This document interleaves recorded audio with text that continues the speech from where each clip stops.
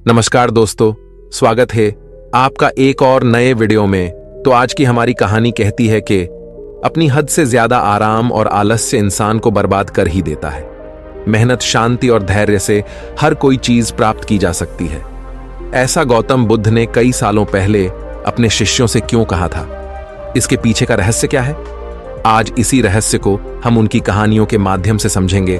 तो बिना देर किए चलिए उन कहानियों की शुरुआत करते हैं। पहली कहानी एक बार की बात है। एक शक्तिशाली राजा घने वन में शिकार कर रहा था। अचानक आकाश में बादल छा गए और मूसलाधार वर्षा होने लगी। सूर्य अस्त हो गया और धीरे धीरे अंधेरा छाने लगा। अंधेरे में राजा अपने महल का रास्ता भूल गया और सिपाहियों से अलग हो गया। भूख, प्यास और थकावट से व्याकुल राजा जंगल के किनारे एक टीले पर बैठ गया। थोड़ी देर बाद उसने वहां 3 बालकों को देखा। तीनों बालक अच्छे मित्र थे। वे गांव की ओर जा रहे थे। राजा ने कहा, सुनो बच्चों, जरा यहां आओ। राजा ने उन्हें अपने पास बुलाया। बालक जब वहां पहुंचे तो राजा ने उनसे पूछा, क्या कहीं से थोड़ा भोजन और जल मिलेगा? मैं बहुत प्यासा हूं और मुझे भूख भी बहुत लगी है। बालकों ने उत्तर दिया, अवश्य, हम घर जाकर अभी कुछ ले आते हैं। वे एक गांव की ओर भागे और तुरंत राजा के लिए जल और भोजन ले आए। राजा बच्चों के उत्साह और प्रेम को देखकर बहुत प्रसन्न हुआ। राजा बोला, प्यारे बच्चों, तुम लोग जीवन में क्या करना चाहते हो? मैं तुम सबकी सहायता करना चाहता हूं। कुछ देर सोचने के बाद एक बालक बोला, मुझे धन चाहिए। मैंने कभी 2 समय की रोटी नहीं खाई है, कभी सुंदर वस्त्र नहीं पहने हैं, इसलिए मुझे केवल धन चाहिए। राजा मुस्कुराकर बोले, ठीक है, मैं तुम्हें इतना धन दूंगा कि जीवन भर सुखी रहोगे। ये शब्द सुनते ही बालकों की खुशी का ठिकाना न रहा। दूसरे बालक ने बड़े उत्साह से पूछा, क्या आप मुझे एक बड़ा सा बंगला और घोड़ा गाड़ी देंगे? राजा ने कहा, अगर तुम्हें यही चाहिए तो तुम्हारी इच्छा भी पूरी हो जाएगी। तीसरे बालक ने कहा, मुझे ना धन चाहिए ना ही बंगला गाड़ी। मुझे तो आप ऐसा आशीर्वाद दीजिए जिससे मैं पढ़ लिख कर विद्वान बन सकूं और शिक्षा समाप्त होने पर मैं अपने देश की सेवा कर सकूं। तीसरे बालक की इच्छा सुनकर राजा बहुत प्रभावित हुआ। उसने उसके लिए उत्तम शिक्षा का प्रबंध करवाए। वह परिश्रमी बालक था, इसलिए दिन रात एक करके उसने पढ़ाई की और बहुत बड़ा विद्वान बन गया। और समय आने पर राजा ने उसे अपने राज्य में मंत्री पद पर नियुक्त कर लिया। एक दिन अचानक राजा को वर्षों पहले की उस घटना की याद आई। उन्होंने मंत्री से कहा, वर्षों पहले तुम्हारे साथ जो 2 और बालक थे, अब उनका क्या हाल चाल है?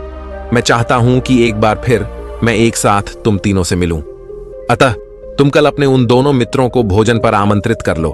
मंत्री ने उन दोनों को संदेश भेजवा दिया और अगले दिन सभी एक साथ राजा के सामने उपस्थित हो गए। आज तुम तीनों को एक बार फिर साथ देखकर मैं बहुत प्रसन्न हूं। इसके बारे में तो मैं जानता हूं, पर तुम दोनों अपने बारे में बताओ। राजा ने मंत्री के कंधे पर हाथ रखते हुए, जिस बालक ने धन मांगा था, बहुत दुखी होते हैं, बोला, राजा साहब, मैंने उस दिन आपसे धन मांगकर बड़ी गलती की। इतना सारा धन पाकर मैं आलसी बन गया और बहुत सारा धन बेकार की चीजों में खर्च कर दिया। मेरा बहुत सा धन चोरी भी हो गया और कुछ वर्ष में ही मैं वापस उसी स्थिति में पहुंच गया जिसमें आपने मुझे देखा था। बंगला गाड़ी मांगने वाले बालक भी अपना रोना रोने लगा। महाराज, मैं बड़े ठाठ से अपने बंगले में रह रहा था, पर वर्षों पहले आई बाढ़ में मेरा सब कुछ बर्बाद हो गया और मैं भी अपने पहले जैसी स्थिति में पहुंच गया।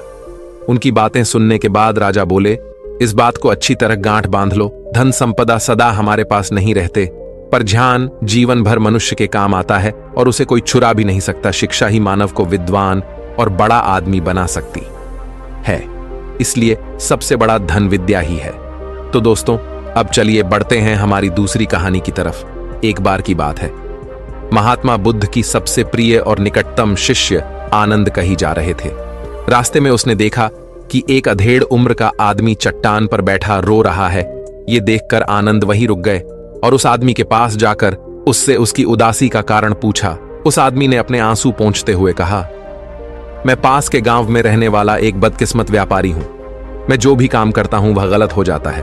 व्यापार की चाह में मैंने अपनी मां और पत्नी के गहने खो दिए, अपना परिवार खो दिया और अब अपना भी घर और खेत गिरवी रख दिया है। मुझे लगता है कि मेरी किस्मत खराब है। उसकी बात सुनकर आनंद ने कहा, तुम्हें किसने कहा कि तुम्हारी किस्मत खराब है? मुझे भी तो बताओ कि तुम्हारी किस्मत में क्या खराबी है।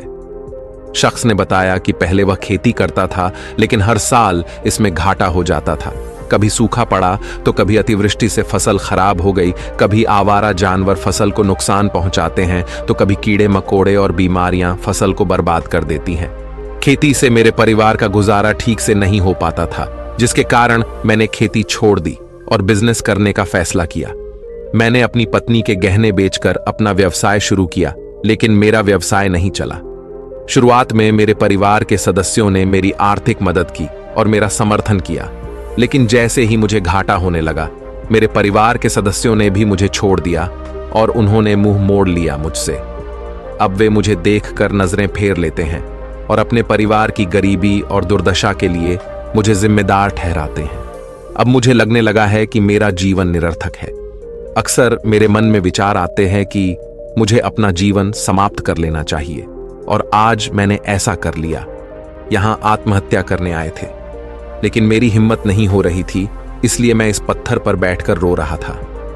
दूसरी ओर मेरा एक दोस्त है। हम दोनों ने एक साथ व्यवसाय शुरू किया, लेकिन वह आगे बढ़ गया और मैं पीछे रह गया।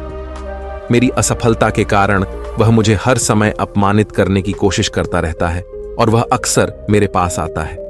वह अपनी सफलता के बारे में बड़ी बड़ी बातें करता है।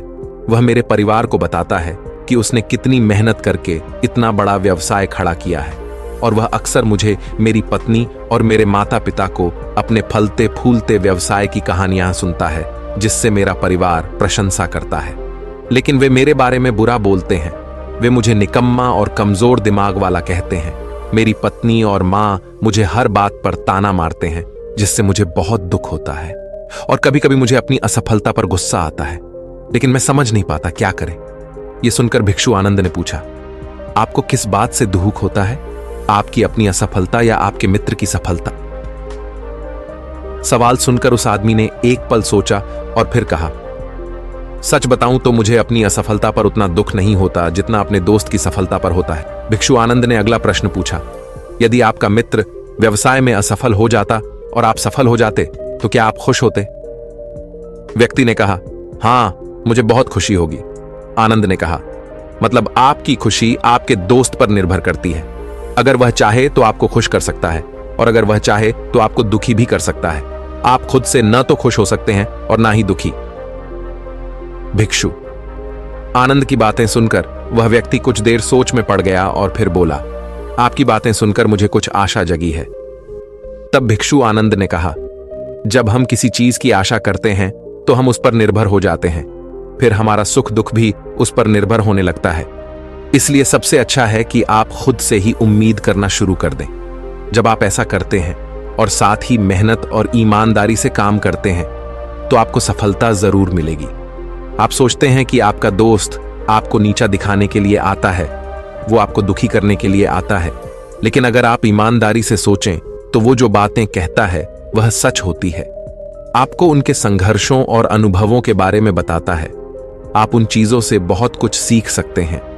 आपको उनका आभारी होना चाहिए कि आपको घर बैठे इतने सारे अनुभव मिल रहे हैं।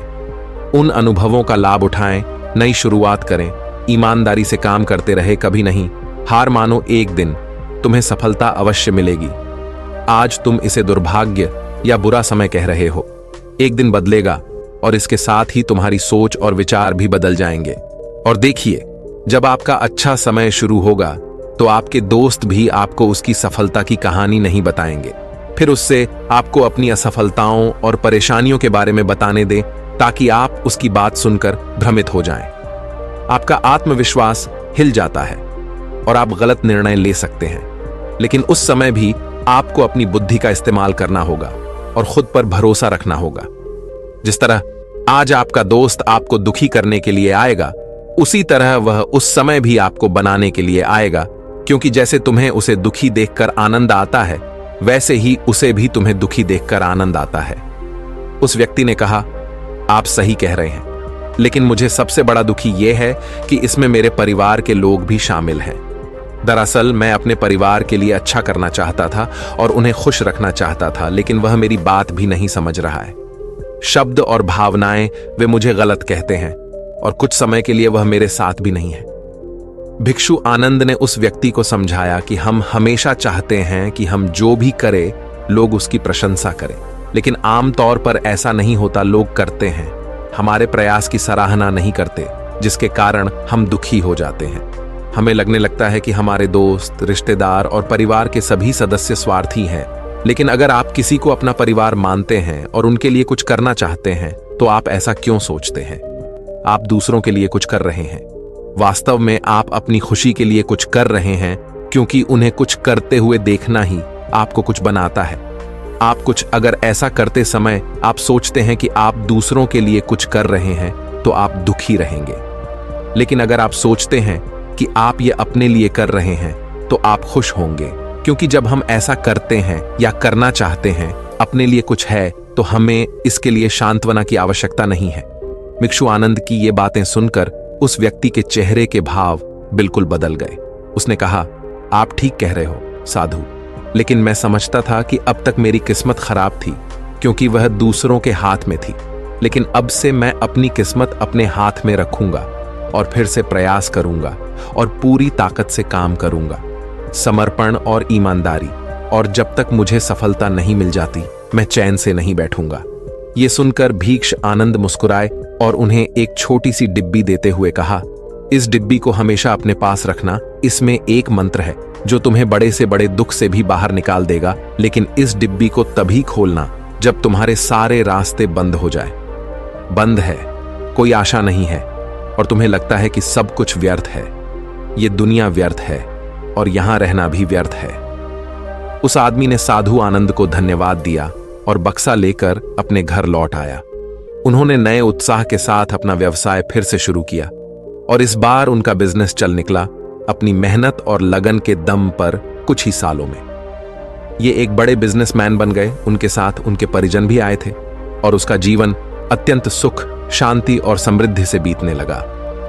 लेकिन वक्त और किस्मत के खेल को आज तक कोई नहीं समझ पाया है और ना ही कोई समझ पाएगा। यह हमेशा एक जैसा नहीं रहता, ये बदलता रहता है। वे भी व्यक्ति के जीवन में परिवर्तन। जो व्यक्ति जिस राज्य में रहता था उस पर पड़ोसी राज्य के राजा द्वारा आक्रमण कर दिया जाता था। उस हमले और डकैती में उस व्यक्ति का सारा पैसा भी लूट लिया गया, उनकी दुकान और घर जला दिया गया। अपनी जान बचाने के लिए उन्हें अपने परिवार सहित वहां से भागना पड़ा।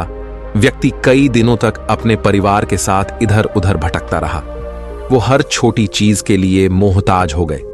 उनका बच्चा बीमार हो गया और इलाज के अभाव में बीमारी से बुरी तरह पीड़ित होने लगा। यह देखकर उसका हृदय चीत्कार करने लगा। उनके पास अपने बेटे का इलाज कराने और अपने परिवार का भरण पोषण करने के लिए पैसे के नाम पर एक सिक्का भी नहीं था। वह अंदर से टूट गया था और निराशा एक बार फिर उस पर हावी हो गई। उसे लगने लगा कि उसका जीवन निरर्थक है, सारा संसार अर्थहीन था। लेकिन तभी अचानक उसे भिक्षुक आनंद द्वारा दी गई डिब्बी की याद आई। उसने बड़ी उत्सुकता से उसे खोला तो डिब्बे के अंदर एक पर्ची मिली। उस पर कुछ लिखा हुआ था। पर्ची पढ़ते ही उसकी आंखों के सामने छाया निराशा का अंधेरा गायब हो गया और वह अचानक मुस्कुरा दिया। पर्ची पर लिखा था कि यह वक्त भी गुजर जाएगा। दोस्तों, ये कहानी हमें सिखाती है कि समय के खेल को समझना संभव है। ये हमेशा बदलता रहता है, इसलिए हमें बुरी परिस्थितियों में निराश नहीं होना चाहिए। आत्मविश्वास बनाए रखना होगा, क्योंकि समय बदलता है। यदि आज बुरा है तो कल निश्चित ही अच्छा होगा। तो दोस्तों, कैसी लगी आपको ये कहानी? आप हमें कमेंट सेक्शन में जरूर बताना और अच्छी लगी हो तो इस चैनल को सब्सक्राइब जरूर कर लेना। तो चलिए मिलते हैं ऐसी ही कोई नई कहानी। तब तक के लिए अपना ख्याल रखिए। धन्यवाद और नमो बुद्धाय।